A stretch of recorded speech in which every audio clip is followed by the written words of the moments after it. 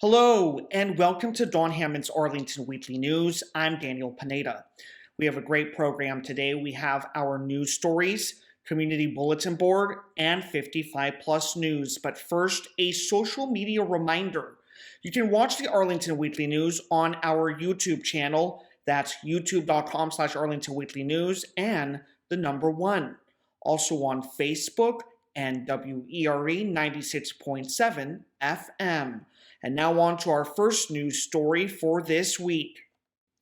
As of Friday morning, February 18th, reports show the number of confirmed COVID-19 cases in Arlington increased by 459 for the week, up to 39,749. We at Don Hammond's Arlington Weekly News will continue to monitor the situation as the winter months continue. As for vaccinations, we examined Arlington County's vaccination tracker. According to that site, 195,232 Arlingtonians aged 5 and above have received at least one dose of the COVID vaccine. They show that figure as 86.5% of their estimated eligible population of 226,754 Arlingtonians. 30,522 Arlingtonians remain unvaccinated. Pfizer COVID-19 vaccine for 5 through 11-year-olds is still available at the following locations. Arlington Mill Community Center, located at 909 South Dinwiddie Street, and Walter Reed Community Center, that's located at 2909 16th Street South. Walk-ins for 5 through 11-year-olds are available Monday through Friday from 2 p.m. to 6:45 p.m. and Saturday and Sunday from 9 a.m. to 4:45 p.m. For more information, consult the Arlington County website. And now on to our next news story for this week. Arlington Public Libraries intend to once again be giving away at-home COVID-19 test kits, but they have temporarily run out. For those who can't get an at-home test kit from the library, Arlington County has 3 testing kiosks open from 9 a.m. to 7 p.m. daily. The kiosks are located in Virginia Highlands Park parking lot. That's located at 1600 South Hay Street, the Arlington Mill Community Center parking lot at 909 South Dinwiddie Street, and the Courthouse Plaza parking lot at 2088 15th Street North. In addition, another kiosk is opened at Marymount University. The Virginia Department of Health also has a list of testing locations. Arlington Public Schools has announced that it will continue to require masks when community transmission levels of COVID are high and substantial. However, parents will have the ability to opt out because of a new state law. On Monday, February 14th, Senate Bill 739 codified Governor Glenn Youngkin's second executive order after entering office, which allowed parents to opt their children out of mask requirements. The school system had joined 6 other Northern Virginia school boards in a lawsuit challenging Youngkin's order, but the new law has overruled those efforts. Effective March 1st, the school system will require vaccinated staff and students to wear masks when community transmission is high and substantial. Unvaccinated staff and students will also have to wear masks when transmission is moderate. The definitions of the terms high, substantial, and moderate were not included in the chart provided. According to Superintendent Francisco Duran, our plan will and always has been to use science and data to decide when to ease masking. We all want to get to a place where we can see each other's faces, remove our masks safely, but we don't want to do that when it's too soon and undo the progress that we've made. In addition, Arlington Public Schools announced that they will not be reinstating their virtual learning program next school year. And now on to our last news story for this week. Nearly 60 residents and families tenants living at Columbia Gardens Apartments will be forced to find new housing as the result of an upcoming redevelopment project. The apartments are located at 5309 8th Road South. Some of the families have lived there for over 20 years. However, 62 units will soon be replaced with townhouses. Residents have received letters via certified mail giving them until March 31st to vacate. The letters also listed openings in nearby complexes along with local movers and offer $200 in rental assistance. Everybody's stressed. They want to stay in the same area because they want their kids to stay in the same schools. We're in the middle of the pandemic and the school year, and some people don't have the money to just go and give a deposit and a month of rent. Although she knew eventually the apartments would be torn down, management didn't indicate when notice would come for them. She said she hadn't expected a notice of only 45 days. The remaining affordable housing in Arlington has some of its own problems, such as rodents and mold. In addition, the relative scarcity may drive longtime residents out of the county. This appears to be a continuation of a recent pattern, possibly attributable in part to the arrival of Amazon. With its promise of thousands more new jobs than there are unemployed people in Arlington. Well, that does it for the news for this week. Now on to our community bulletin board stories. Hi, and welcome to CBB. Our first CBB event is for kids in kindergarten through grade 5. It's another installment of Kids Club. This one's called Builders Brigade. The library will provide the building supplies and the kids will bring their creativity and imagination. The building supplies will include Legos, Kiva planks, and more. Here's a note about COVID-19 safety. Attendees and family groups will be spaced 6 feet apart to account for social distancing. All attendees aged 2 and older, regardless of vaccination status, will be required to wear a mask while inside all library facilities. Space is limited. Attendance is first come, first served until the event capacity is reached. You can call 703-228-5946 for more information. That's on Wednesday, March 2nd from 4:15 to 5 o'clock p.m. in the Barbara M. Donnellan Auditorium at Arlington Central Library, 1015 North Quincy Street. Next up, yes, it's still tax time and free 2021 tax preparation assistance is still being offered through the Arlington County Public Library. You can get certified tax counselors to prepare your return for free. It's being presented in partnership with AARP for people with limited income. Remember to bring the previous 2 years' tax returns, any correspondence you got from IRS and the state, Social Security cards and other documentation that show the taxpayer ID for every individual on your return, government-issued photo ID for each taxpayer, checking or savings account information if you want to direct deposit refunds, or direct debit any amounts due. Other official forms including W-2s, 1099s.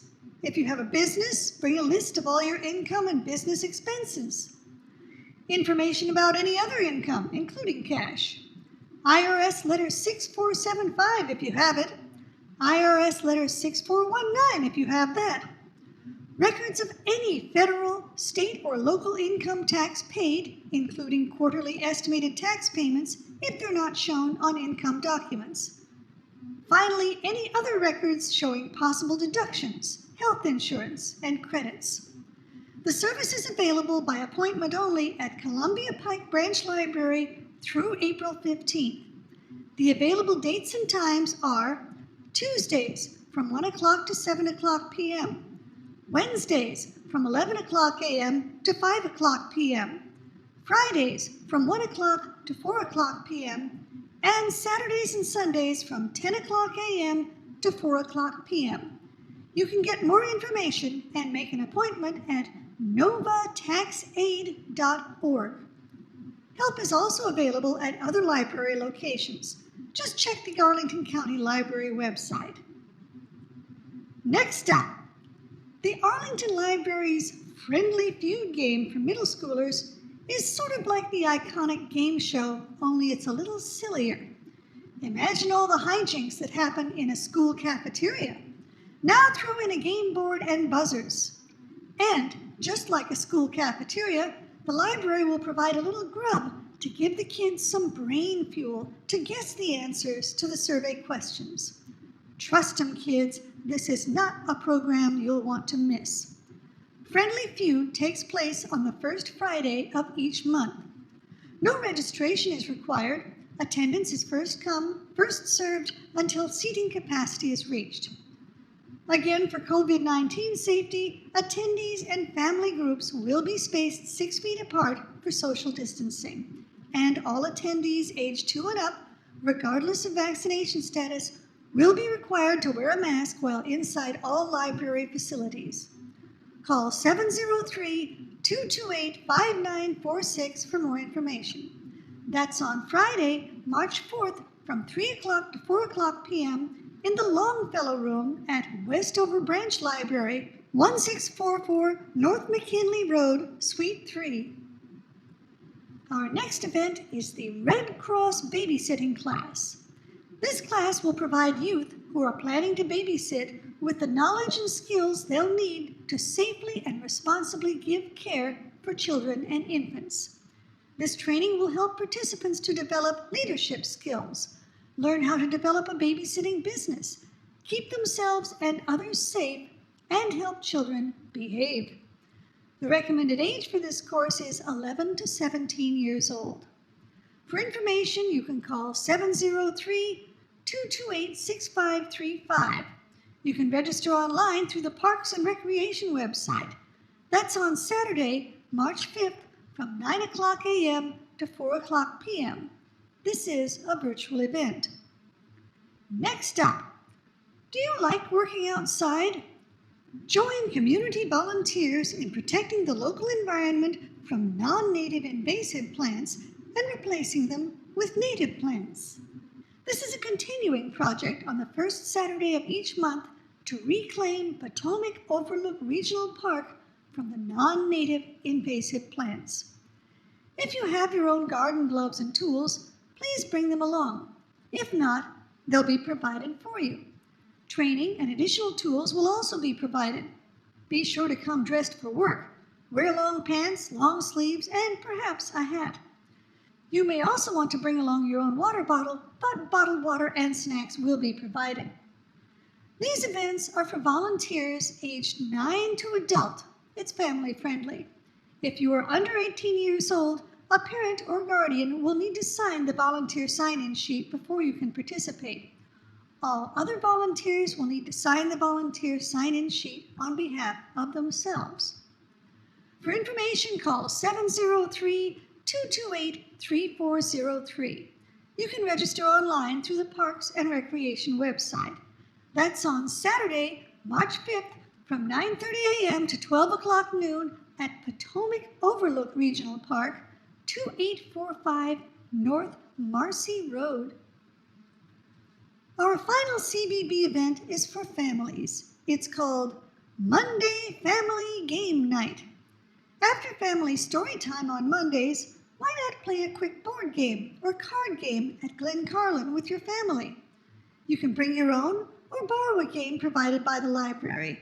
Stratego, Connect 4, Shoots and Ladders, Chess, Checkers, Tic-Tac-Toe, Guess Who, Memory Match, Hide and Seek, The Boredom Box, Scrabble, Playing Cards, and others.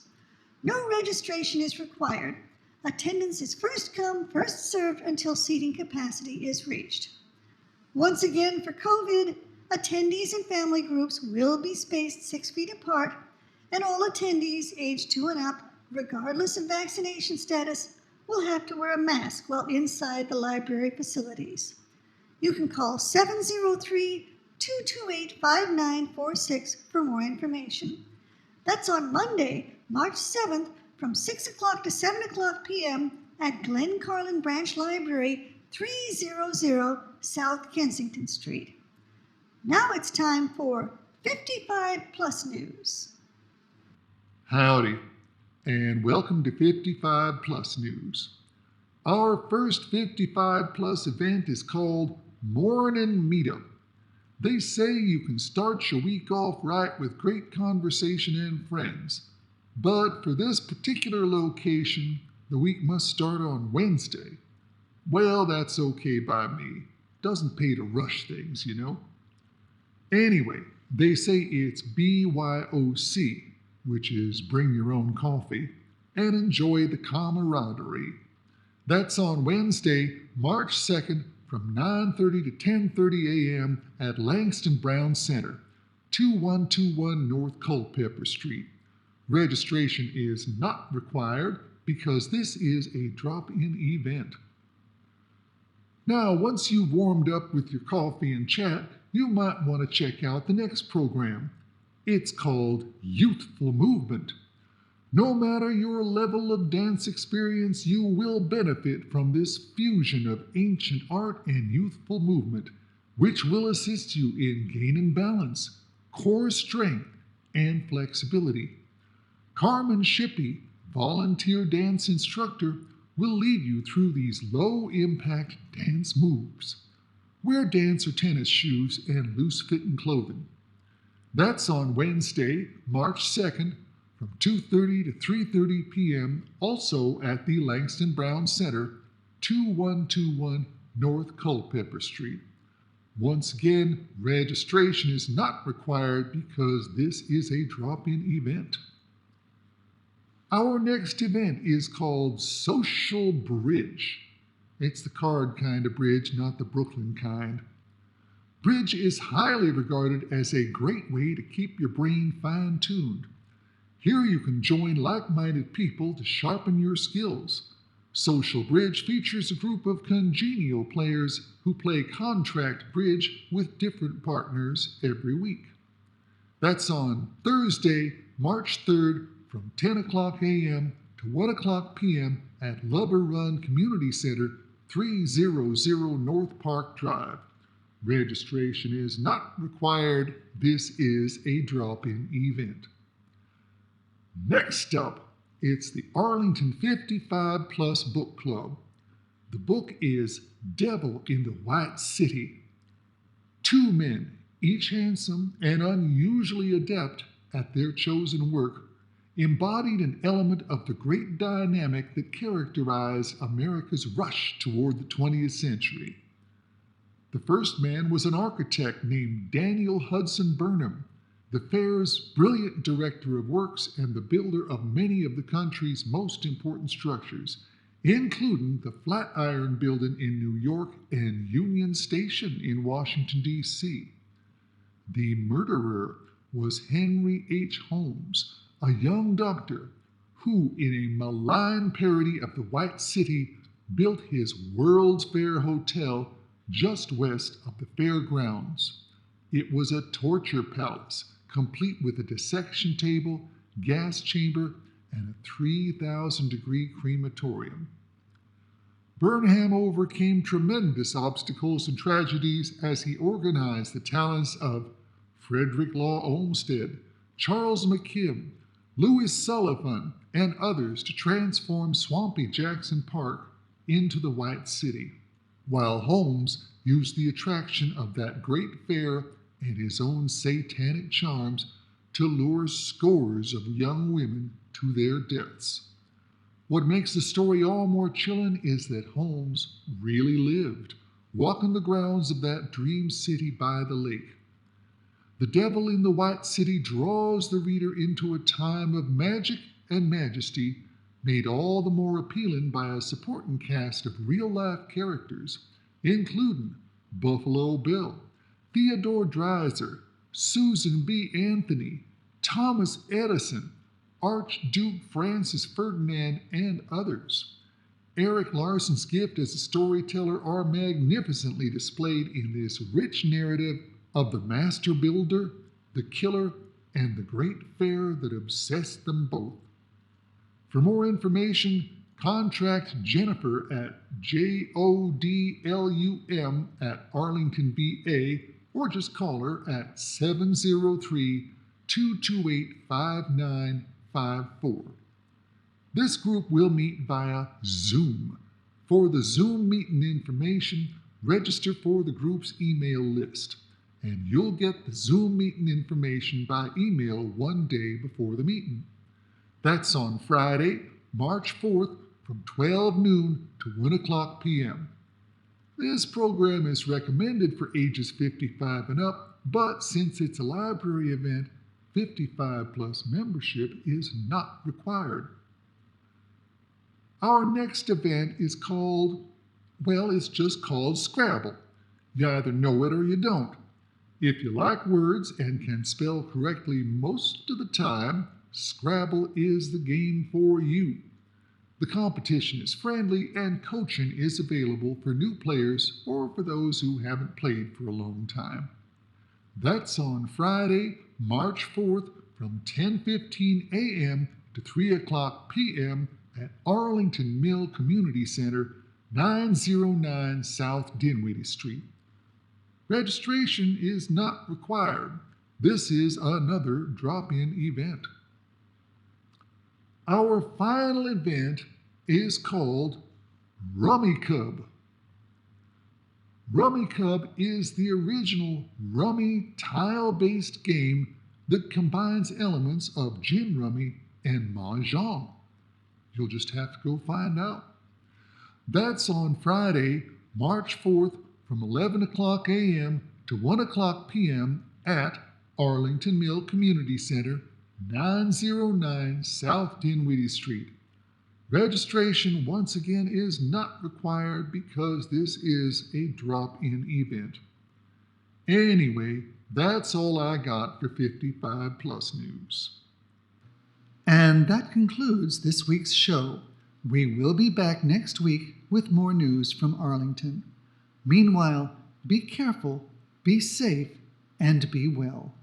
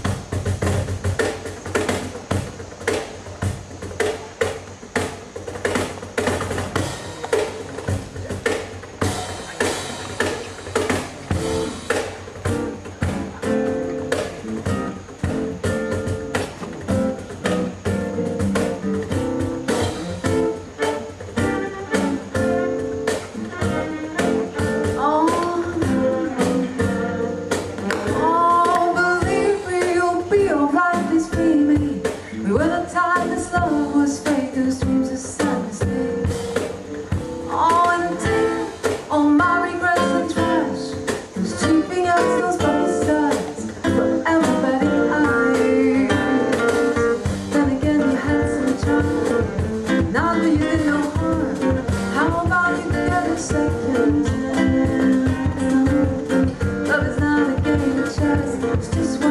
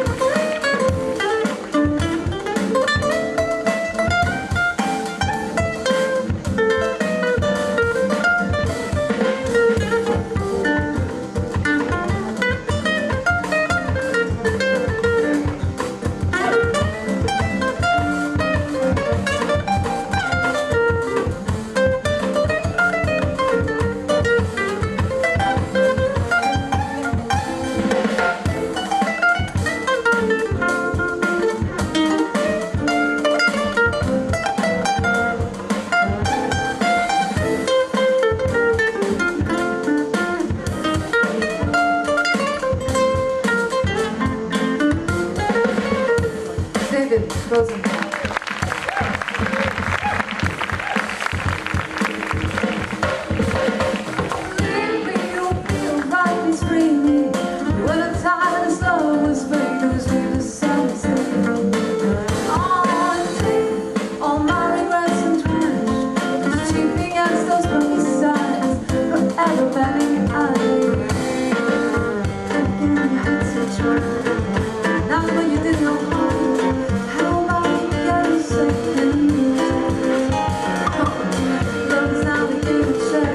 Just one big